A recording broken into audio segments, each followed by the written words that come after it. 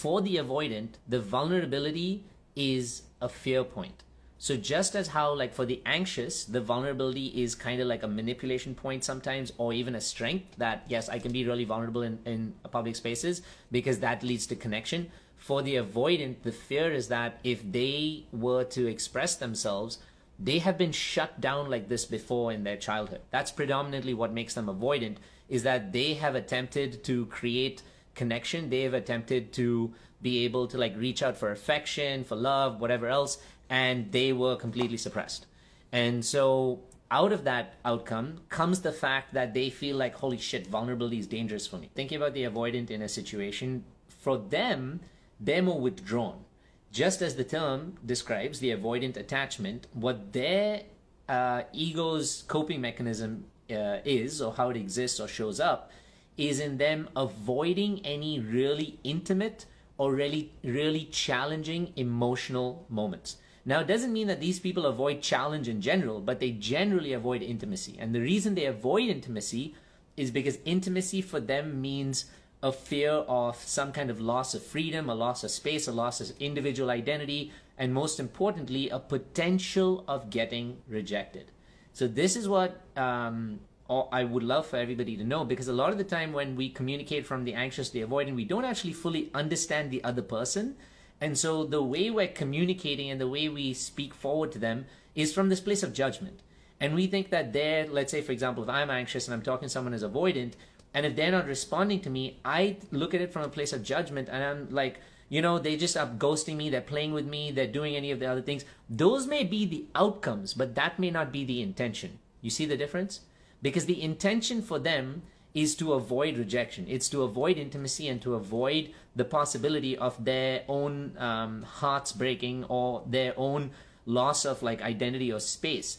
But that's the intention. But the outcome is what it looks like is ghosting. It looks like them not showing up. It looks like them having one foot out the door half the time. But on the other end also, how many of us have been, so let's say I was an avoidant person and I'm dating someone who's anxious, I'm feeling the potential that the individual I'm talking to, they want to extract all the space from me that they can, because they're afraid that any amount of space I take leads to some sort of distance.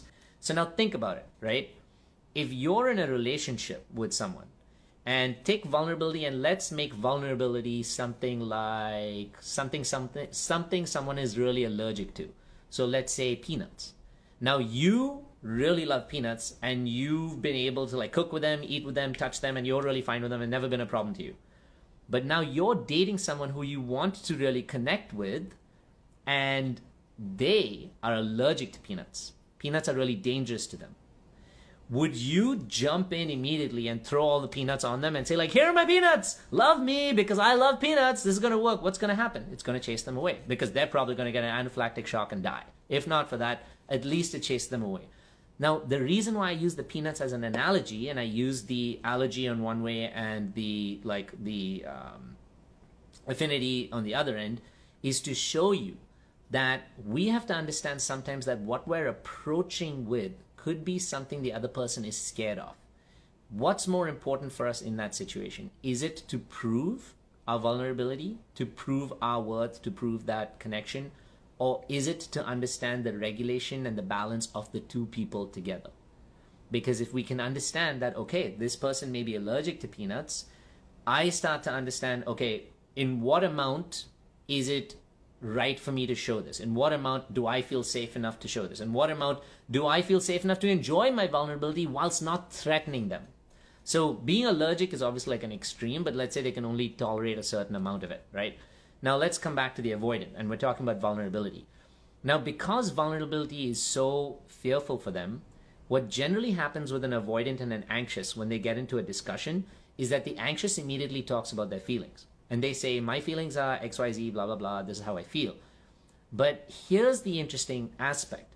If the anxious person were to say, these are my feelings and I'm just making it known to you, but really I'm not attaching your ability to hold space or you pacifying me or validating me, I'm not attaching that to my feelings or to my emotions, then what I'm doing right now is I'm just really letting you know what I'm feel, and now I want to give you a chance to share. But the problem is that our expression of our feelings always comes with like the next step. It always comes with some sort of attachment. It always comes with like some kind of expectation with it. And the expectation that we have is that the person to whom we're sharing our feelings will make us feel better, right? Raise your hands if you felt that. I've been there for sure, where I come to someone and say, this is what I'm feeling. This is what I'm really hurting from. This is what's really going on for me right now. And we don't necessarily say to them, I want you to feel better. I want you to make me feel better. But if their response doesn't go the way we want to, we're hit with disappointment. We're hit with pain. We're hit with a feeling of rejection. Instead of recognizing that we have come to it with a different approach. We've come to it with an intention that we're asking them to kind of save us, to validate us, to change us, to be able to make us feel whole again. Now, the important thing here to say to you is it doesn't mean that you then go to someone without feelings or without like an intention or without this like even trust of saying like, hey, I want you to regulate. But there's a difference between holding space and validation. This is what's another important thing to recognize. Now I'm talking about from the anxious perspective. So when we go into this communication with the avoidant and when we go into this situation with the avoidant, as I said before, we have to make sure that our feeling is not the dominant part of the conversation. We have to make sure that our feeling is not the anchor of the entire conversation. Like when I say our, I mean my feeling. I have to make sure that my feeling is not the only thing that's in the conversation. And more importantly, I have to make sure that my feeling is not my partner's responsibility. Right? And remember this. This is also because now otherwise I'm saying, hey, I want you to really hang on to my peanuts and I want you to feed me with them. And they're like, listen, this is one of the scariest things for me to do. How do you expect me to do that? So that's from the anxious side of it. Take it back to the avoidant perspective in that same situation.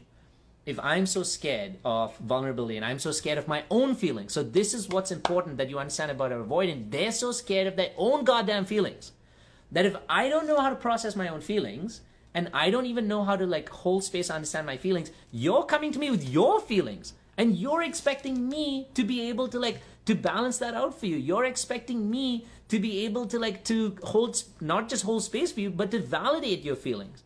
And I just don't know how to do that. It's the scariest thing for me to do for myself. I'm under so much pressure now at this point when you're asking me to do it that I would really just much rather like run away and lock myself in a room.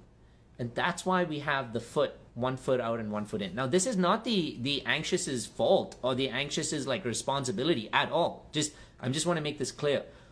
But it's important to understand where the avoidant is coming from, as it is important to understand from where the anxious is coming from.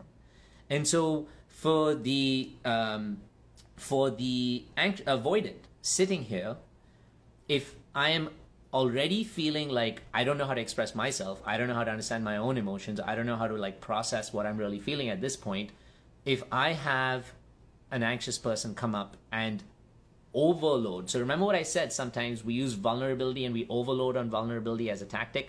So if I'm sitting here and I already feel like this vulnerability is being overloaded onto me, I'm going to clam up.